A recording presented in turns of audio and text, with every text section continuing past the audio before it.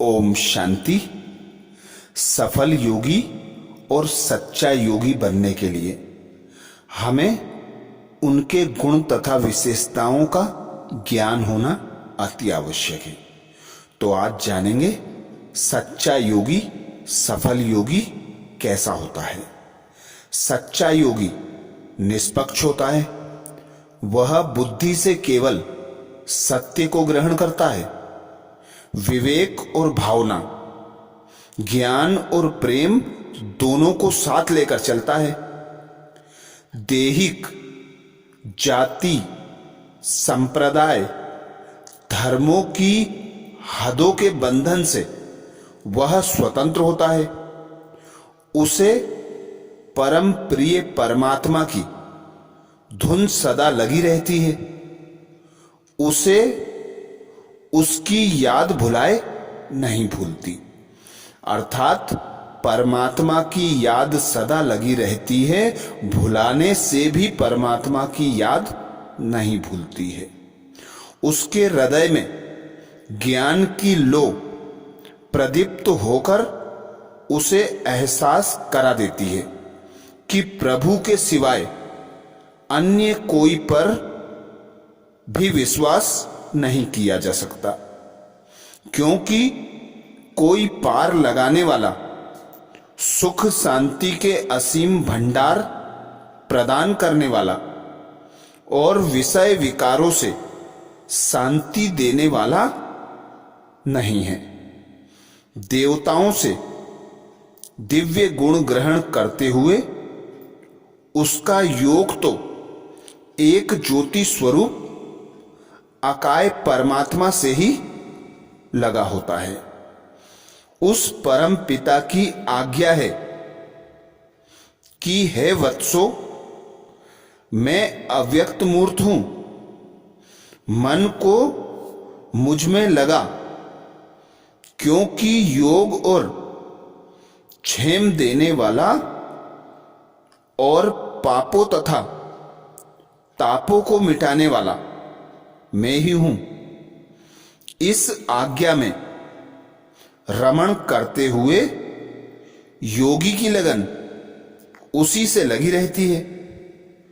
प्रभु प्रेम में ही वह मुग्ध हुआ रहता है।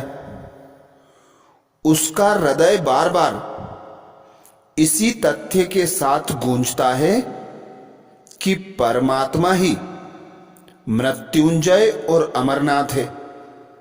वही परम पवित्र, सर्वशक्तिवान, पाप कटेश्वर और मुक्तेश्वर है। काल कंटक दूर करने वाले हैं। उनकी भेंट में मानव तो स्वार्थी, अल्पज्ञ, कालाधीन, असमर्थ और अपवित्र है।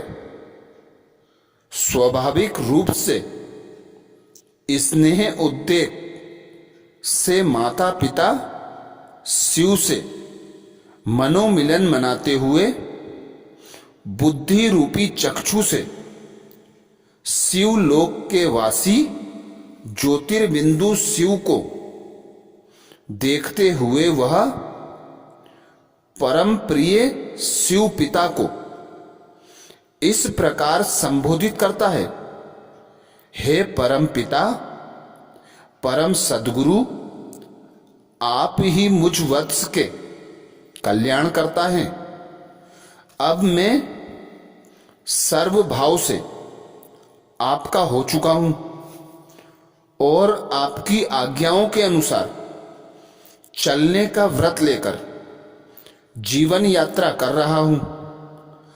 आप मुझे आनंद, शक्ति, पवित्रता दे रहे हैं। ऐसे रूह रूहन करते वह स्थित प्रज्ञ हो जाता है। परम स्नेही मृदुल माता पिता शिव के प्रति अपर्णमयता, प्रेम तथा भावना के उद्गारों में वह समा जाता है। परम स्नेही मृदुल माता पिता शिव के प्रति अर्पणमयता, प्रेम तथा भावना के उद्गारों में वह समा जाता है।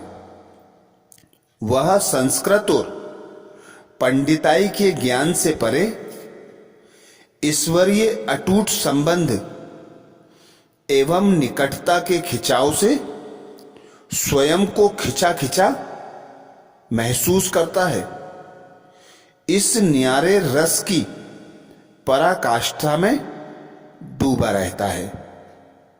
अर्थात सफल योगी, सच्चा योगी सदा उस पिता परमात्मा की याद की लगन में मगन रहता है। उस पिता परमात्मा के बताए हुए मार्ग पर चलता है। उस पिता परमात्मा से प्राप्त ज्ञान के मनन चिंतन में अपना समय सफल करता है। हर कर्म करते वह पिता परमात्मा की याद में रहता है। खाना खाते समय पिता परमात्मा के साथ खाना खाता है। पानी पीते समय निराकार परमात्मा के साथ पानी पीता है। चलते फिरते उठते बैठते कर्म करते सदा उसे उस पिता परमात्मा की स्मृति रहती है। इसी कारण वह सदा स्वयं को हल्का, डबल लाइट अनुभव करता है। उसे यह ज्ञात होता है कि देहधारियों से कुछ भी प्राप्त नहीं होता। प्राप्त होता है उस निराकार परमात्मा पिता शिव से।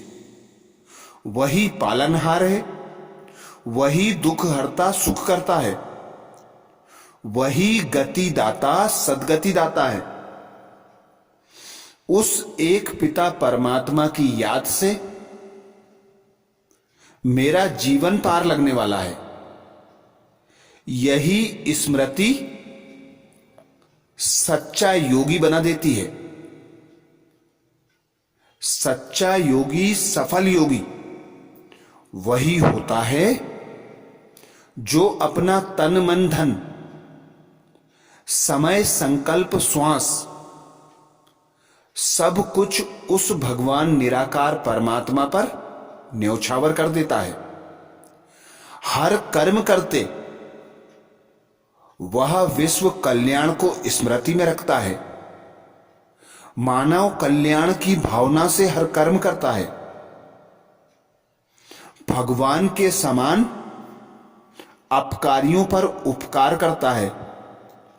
रहमदिल बनकर रहता है, दाता बनकर हर आत्मा को कुछ ना कुछ देने का प्रण करता है।